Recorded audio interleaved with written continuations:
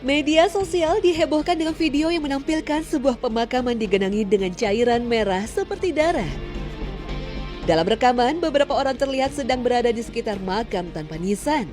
Berdasarkan keterangan dalam video tersebut, kuburan berdarah ini bukan di Indonesia, tapi di salah satu pemakaman umum di negara tetangga.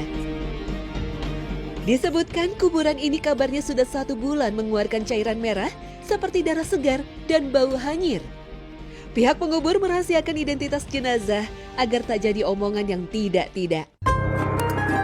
Sumber harian Metro Malaysia menyebutkan viralnya video makam ini disayangkan imam masjid setempat. Karena makam ini adalah tempat peristirahatan terakhir bagi warga setempat. Almarhum dikenal orang baik yang meninggal di usia tua karena penyakit lama. Sejauh ini belum dapat dipastikan apakah cairan merah seperti darah itu benar-benar darah atau sebab lain karena sedang ditangani polisi. Terlepas dari fenomena makam berdarah ini, di tanah air sendiri, fenomena yang dianggap ganjil pada makam seseorang seringkali dikaitkan dengan azab kubur. Beberapa kasus memang muncul, pernah ditemukan jasad yang gosong ketika makam seseorang dibuka kembali. Dan banyak lagi cerita-cerita dari mulut ke mulut tentang adanya jasad yang tampak tersiksa. Lalu, apakah azab kubur ini juga ditampakkan di dunia? Boleh jadi beberapa kasus tentang temuan jasad gosong dan lainnya adalah azab kubur. Seperti yang dijelaskan Ibnu Abi Al-Izzi, bahwa sebagian ditampakkan Allah SWT kepada kita agar menjadi pelajaran dan peringatan kepada manusia.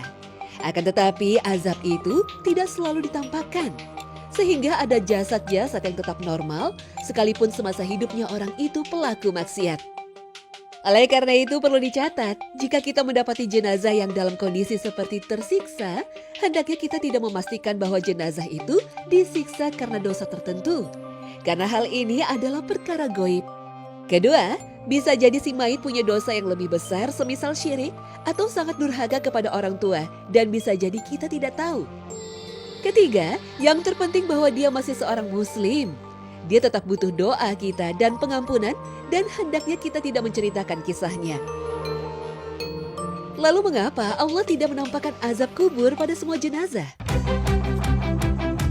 Di antara penjelasan para ulama adalah, pertama, hal ini untuk menutupi aib si mayit dan juga keluarga mayit. Jika semasa hidupnya si mayit tersebut memiliki kedudukan atau secara lahiriah dia dikenal orang saleh, namun ternyata orang mengetahui ternyata dia diazab dalam kuburnya, tentu ini akan membuka aib si mayit di dunia. Bahkan keluarga pun kena imbasnya, akan dipermalukan dan dihinakan di masyarakat. Kedua, jika azab kubur ditampakkan di dunia pada semua jenazah, akibatnya bahaya.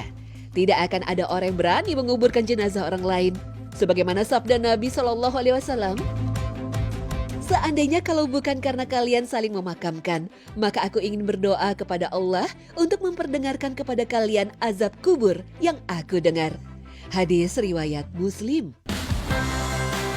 Ketiga, sebagai ujian keimanan bagi manusia untuk beriman terhadap perkara gaib. Lebih tegas lagi, Imam Ibnu Qayyim menjelaskan, jika Allah menghendaki untuk menampakkan azab kubur kepada sebagian manusia, seperti kepada Nabi kita Muhammad SAW, tentu Allah nampakkan dan Allah sembunyikan dari hamba-hambanya yang lain.